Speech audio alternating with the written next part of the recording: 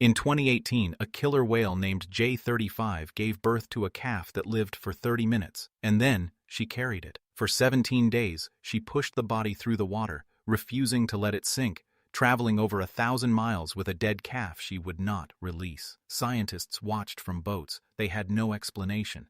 They still don't.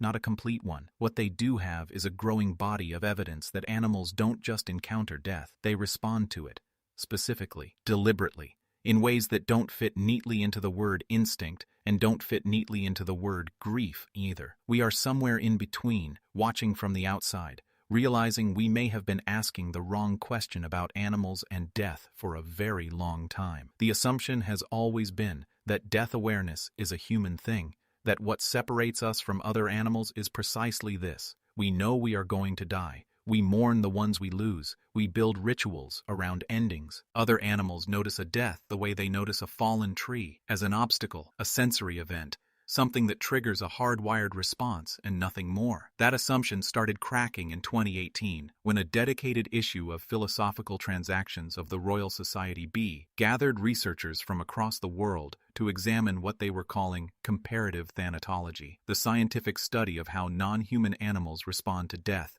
to dying, to corpses, and to the remains of their own kind. What they found wasn't a clean answer. It was something more unsettling. Across species as different as ants and orcas, chimpanzees and honeybees, the same patterns kept appearing: recognition, response, and behavior that serves purposes science is still working to fully name. The real question isn't whether animals know about death, it's what exactly they know, and how much of that knowledge we share. Start with the crows, because the crows have the clearest data, and the clearest data is the most surprising. In 2015, researchers Kaeli Swift and John Marzluff at the University of Washington published an experiment in animal behavior. They wanted to know what wild American crows actually do when they find a dead crow, a dead member of their own species, in their territory. So they tested it. A person wearing a mask entered crow territories and either held a dead crow, stood near a red-tailed hawk, or did nothing. The crows responded to the dead crow with mobbing behavior, loud alarm calls, diving,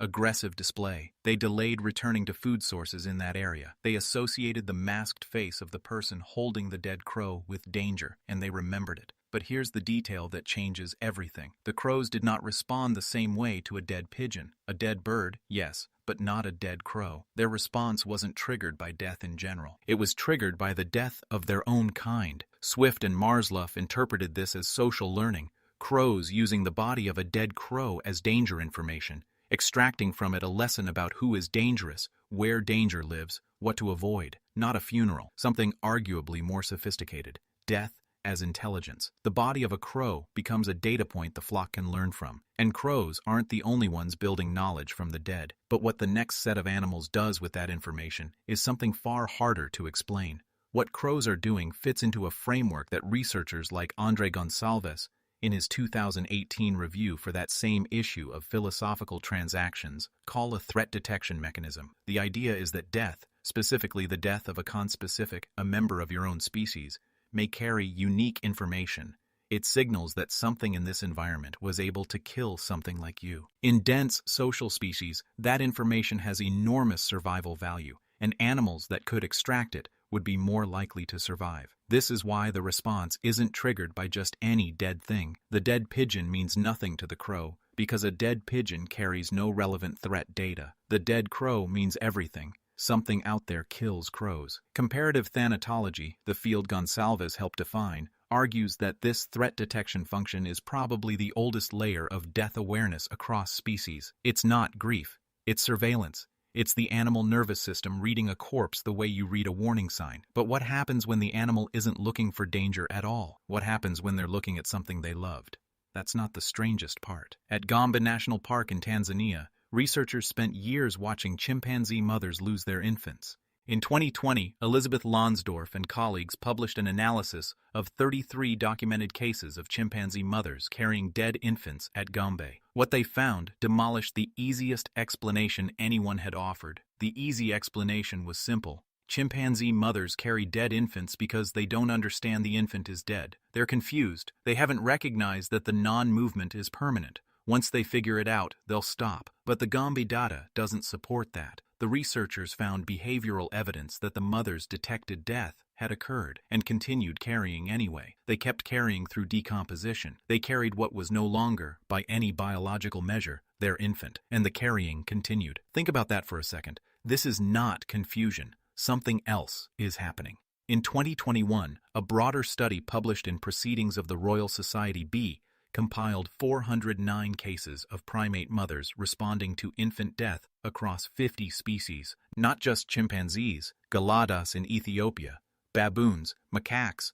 Across 50 different primate lineages, the same behavior appeared. Female geladas at Guasa, documented by Peter Fashing and colleagues in a 2011 paper in the American Journal of Primatology, carried dead infants for periods ranging from 1 hour to at least 48 days. The body changed. They carried it. The philosopher Susana Monsó, working with the comparative thanatology research, has argued that what some animals may be recognizing is not death as an abstract concept, but two specific components of it: non-functionality, the body no longer works, and irreversibility, the state does not change back. Whether the carrying is an attempt to reverse that irreversibility or something the mother cannot stop doing, science cannot yet say. What it can say is this: in 2017, researchers Edwin van Leeuwen, Catherine Cronin, and Daniel Hahn documented a female chimpanzee using a grass stem to clean debris from the teeth of a dead group member. Tool use, directed at a corpse, as specific and careful as grooming the living. One grass stem, one dead friend. The act was so precise, it is still cited in every serious paper on chimpanzee death behavior written since. The crows learned from their dead. The chimpanzees cared for theirs.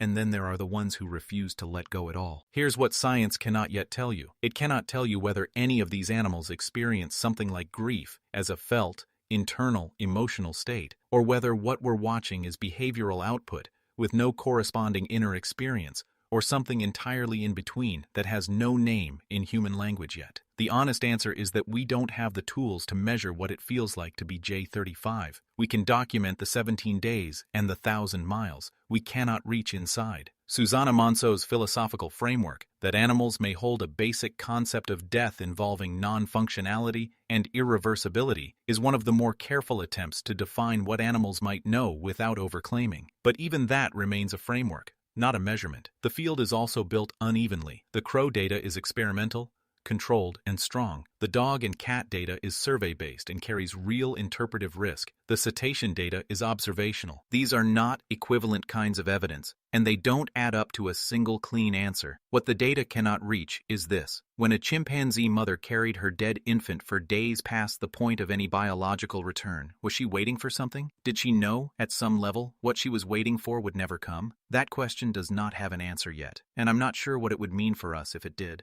J35 gave birth again in 2025. NOAA reported in January of that year that she was carrying another dead calf through the same waters. Scientists watched again from the same kind of distance. She had done this before. She did it again. The body of evidence around her: 78 cetacean records, 409 primate cases, 33 chimpanzees at Gombe, 426 dogs, 1 female chimpanzee with a grass stem, doesn't resolve into a single statement about what animals know. It resolves into something quieter and more difficult: 1,000 miles of open water and something that will not let go. Some knowledge doesn't need a word for it to be real.